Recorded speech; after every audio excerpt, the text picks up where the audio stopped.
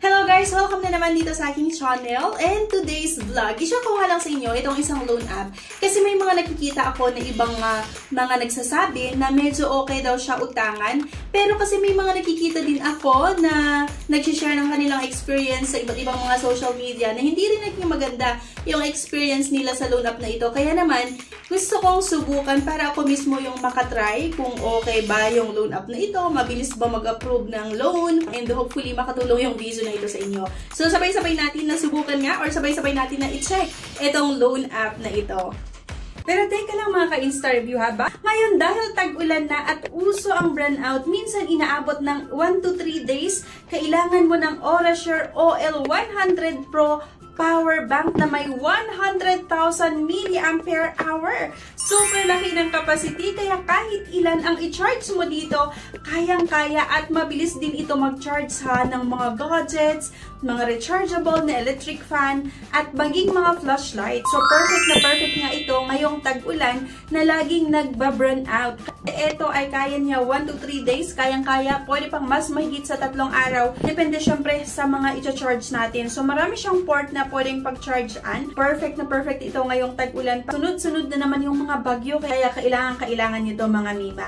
So yun nga mga ka-Instarview, itong Fido PH, itong loan app na susubukan kong utangan ngayon. So ayan nga, pag uutang kayo dito, syempre, go nga lang tayo sa Google Play Store at i-download natin itong Fido PH. Ayan, so Fido PH Philippines, under to ng Fido PH Lending Corporation. So meron itong 4.7 na star, 9,000 reviews, 9,000, so ibig sabihin hindi pa ganun kadami yung nag-try dito ha.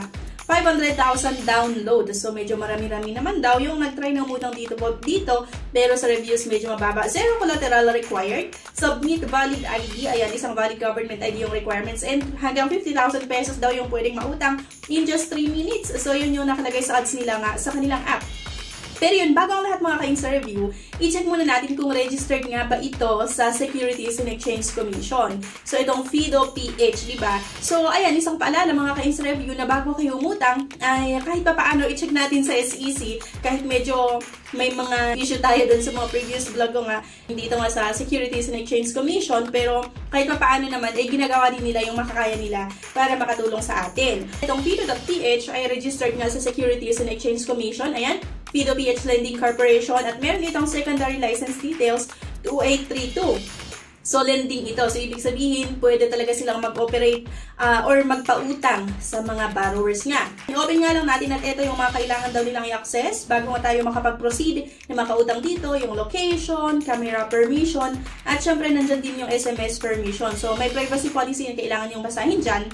50,000 yung sabi dun sa ads, pero dito hanggang 30,000 daw yung pwede kong mautang at may terms na 61 days or halos 2 months hanggang 180 days. So, tingnan natin and hopefully, sana ganun talaga na medyo mahaba yung payment terms, no? Siyempre, create nga lang tayo ulit ng ating account dito. So, same lang din naman to ha, sa iba't ibang mga loan apps ha. Siyempre, kailangan natin mag-create ng ating account, sasagutan itong mga basic infos, like itong marital status nga, highest educational level, and then yung residential address. Pero isang paalala lang ulit mga ka-Instarview ha. So, disclaimer, hindi ako binayaran para i-endorse sa inyo ha. So, i-check ko nga lang or i-review ko lang yung loan app na ito. Pero syempre, yung decision pa rin talaga ay nasa sa inyo. So, wala akong kinalaman sa anumang decision na gawin mo kung utang ka or hindi. So, ito yung mga ID na tinatanggap nila ha. And, ayun nga, UMID ID yung pinili ko dito. So, kailangan yung i-upload nga yung front and back ng UMID ID at syempre meron din itong facial recognition or facial verification. So, i-follow nyo nga lang yung mga instruction nila dyan and then mag-upload or ilagay kung saan natin gustong matanggap yung loan proceeds. At kung mapapansin nyo, in process agad-agad nga daw itong loan application ko. Your credit application is now in the review queue.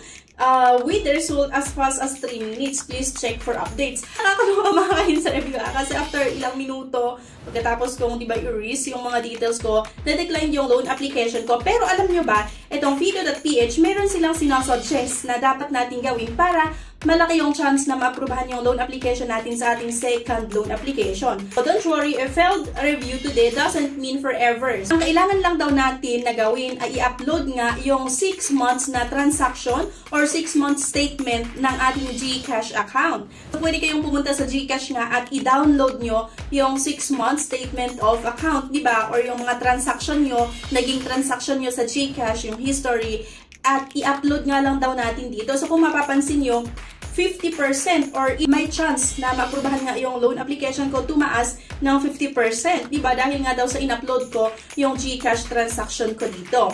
So, ayun yung nilagay nila na parang kailangan natin gawin or pwede natin gawin para kahit decline ka sa first application mo, may chance na maaprubahan daw yung second loan application. So, by the way, kasi na-decline, di ba, yung loan application ko nga. So, you can reapply after 10/24/2025. So, 15 days dapat bago ako mag-reapply nga daw sa kanilang loan app. Yung isa sa mga sinabi nitong Fido PH na gawin ko para tumaas yung chance ng 50% nga or 50% na maaprubahan yung loan application ko, i-upload nga yung 6 months transaction ko daw sa GCash or yung statement. Ayan. So, in-upload ko. After 15 days, ay subukan ko ulit na applyan kung talagang maaprubahan yung loan application ko dito. Kasi diba nag-upload nga ako ng aking statement, diba, sa aking GCash account. 6 months pa yun ha. So, dinownload ko siya. Nag-request ako sa GCash.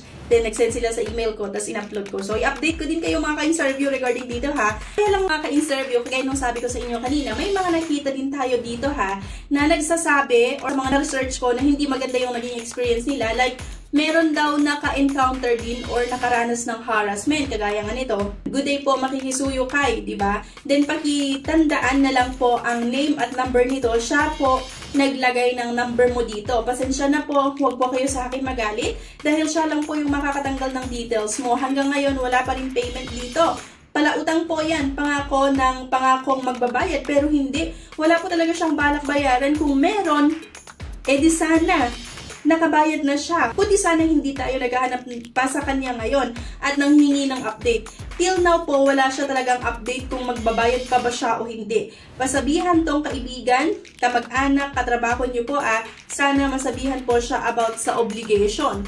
Diba? So nakakaloka itong mga ka-interview ha. Kung talagang itong message na to, message ng collector nga, o Fido PH, ay talagang sinend nila to, harassment na rin ito. Lalong-lalo kapag maraming mga sinendan or pinagsasend doon sa nilagay mo na personal references or yung contact list na nasa cellphone mo. Kung sakali na nakaranas kayo or meron kayong mga natanggap na ganitong message from fido.ph, so pwede kayong magreklamo mga ka-interview ha. So, ayan, ilalagay ko na lang din sa comment section yung mga ahensya ng gobyerno, yung mga email nila para makapagreklamo kayo or makapag-email kayo, makapag-message kayo sa kanila kung sakali lang na may mga na-encounter kayo na ganitong mga message. At alam nyo ba, hindi lang kasi ito meron pa. Sabi nga nitong isa, is this legit Fido PH? Nagtanong itong isang borrower nga, sabi, may nag-message daw kasi, so ayan, wala na nga ang up-down system na kaya maraming report, baka isa ka sa nag-report na nakikinabang ka naman sa pera, report kayo ng report. Sabi pa ha, huwag mong hintayin na ipahiya pa kita bago ka magbayad kapag wala kang natanggap na payment sa account mo bago mag 8 PM, pasensyahan tayo ngayon. Meron ba, ready ka na ba sa kahihiyang ibinibigay ko sa'yo? Takpan mo na mukha mo dahil paglabas mo ng bahay, pagtitinginan ka na lang ng mga chismosa mong kapitbahay sa gagawin ko sa'yo ng gutom ka. Ganyan ka kagutom sa nakinain mo sa mamerwis o kang ganito ba talaga? And nag-message or nag-reply kasi si borrower, sabi niya, kaya po kayo ni-report dahil sa way niyo ng paniningil, harassment na po kasi yan. Tsaka po, yung sinasabi nyo gagawin nyo, illegal na po yan paglabas na po sa batas or paglabag sa batas. Makikipag-usap naman po ako ng maayos. Sabi niya, wow, kami pa ang mare-report ha. Medyo matapang itong isa na collector nitong Fido PH. Kung yun nga, kung talagang sa kanila, itong message na ito, abay, kapag naka-encounter nga kayo ng ganito, huwag kayong magpatumpik-tumpik pa. I-report nyo na agad kasi nga, yung gobyerno naman natin ngayon talaga ay kampi sa atin. So, hindi ko naman sinasabi na kapag may utang tayo, din naharas tayo, huwag na tayo munang magbayad.